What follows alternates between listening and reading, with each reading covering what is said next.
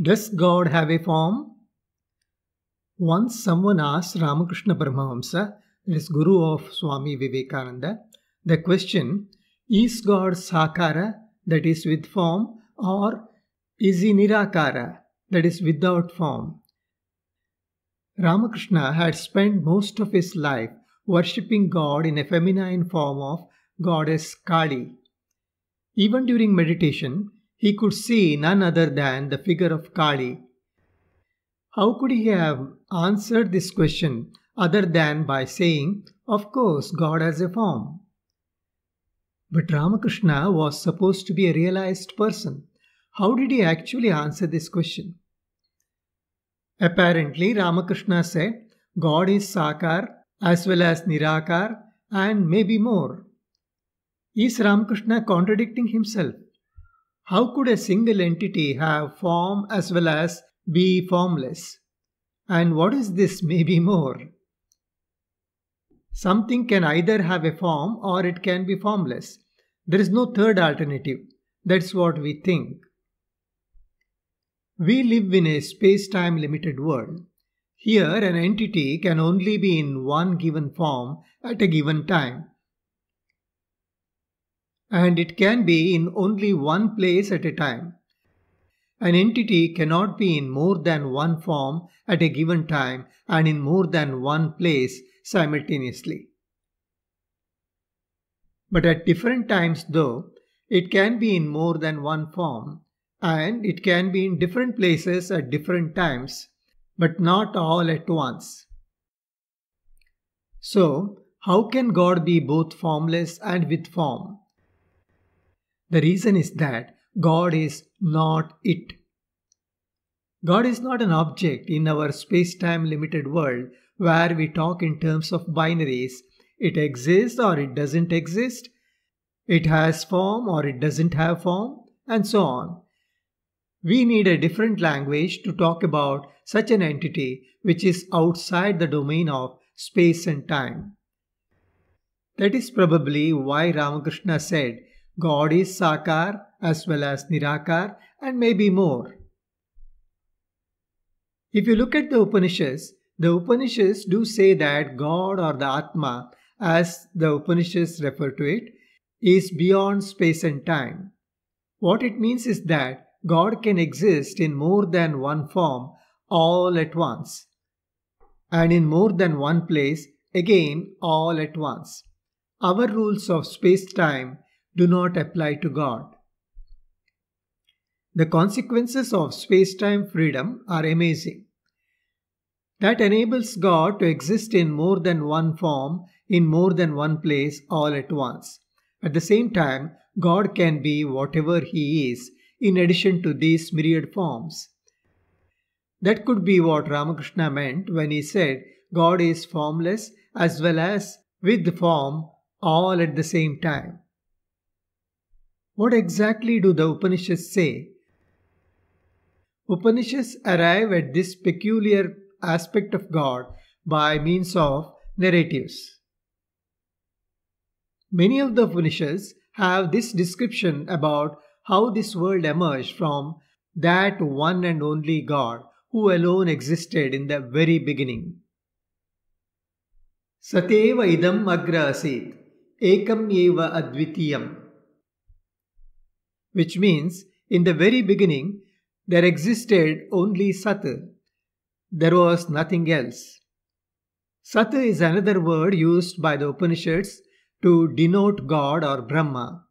The Upanishad goes on and says, Tataikshatah bhausyam prajayeya. That thought, let me be many. The Upanishad uses the word aikshatah or thought to indicate that one and only thing that existed in the very beginning could think. Or in other words, it was sentient. That means that the world did not emerge from insentient matter. It was something that was sentient that brought up the world, which is brimming with both sentient and insentient entities. An insentient thing could not have done it. In the next few verses, the Upanishad goes on to describe how this single Sat that alone existed in the beginning multiplied itself as infinitely many things. But all these things that emerged were insentient. They are actually the material aspects of the world. These material things had to be brought to life. So the Sat replicated itself as infinitely many sentient forms called Jivatma or individual souls and entered the bodies formed out of material things. Seyam devata aikshata aham anena jivena atmana ima tisra devata anupravishya nama rupe vyakaravani. Which means, God thought, let me multiply as many souls and enter these bodies, thus dividing them into myriad forms and names. This, according to the Upanishads, is how this world came into existence. I have quoted the verses from one of the Upanishads, namely the Chandogya Upanishad, which are quite representative. The Upanishad sums up this discussion by saying, Sa ya esha anima idam sarvam aitadatmyam tat satyam sa atma tat tvam asi. Which means, that subtle thing which permeates whatever that exists is Atma. That is the ultimate truth, and you are that. Shankara takes this last sentence as the most important message of the Upanishads or Mahavakya and concludes that the individual soul is none other than the Atma, Jivo Brahmeva na para. This identity equation raises problems. If the individual soul is identical to the God, then why does it go through suffering? Why does it not know that it is God?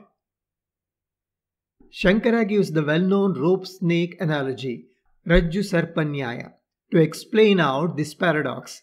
When someone is in the dark, he mistakes even a rope as a snake. But when the darkness is dispelled, the real nature of the rope becomes evident. Similarly, Shankara explains, when the soul is ignorant, it does not realize that it is Atma and suffers due to its ignorance. But when it comes out of this ignorance, it sees its true nature.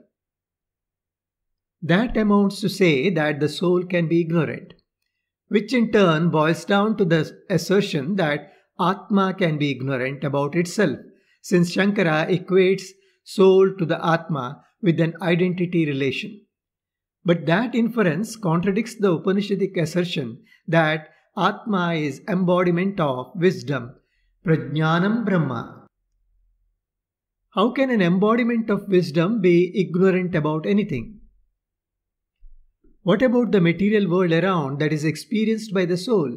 Is it same as Atma or different? Shankara dismisses all these questions in one stroke by saying that the world along with the souls is just an illusion. There is neither the world nor the souls. They are all illusions, mithya. Illusion to whom is a mute question. Then why all these descriptions about how the world emerged, etc.? If everything is an illusion, then even the Upanishads have to be taken as part of this grand illusion. Surprisingly, Shankara goes to the extent of admitting that even the Upanishads are elusive. That takes us nowhere. But this is not the conclusion neither of the Upanishads nor of the Brahma Sutra, not even of Bhagavad Gita, though Shankara quotes all these three as the basis for his version of Advaita. The problem lies in the identity relation between Atma and the soul assumed by Shankara.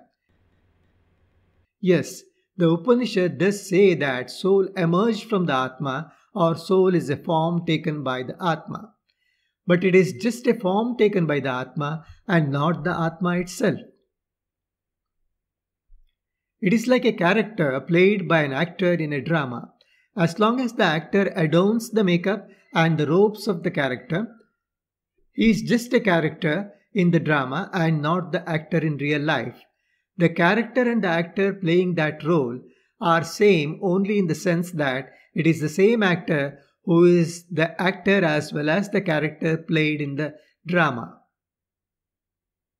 The character is bound by the script of the drama and it is not as free as the actor without the makeup.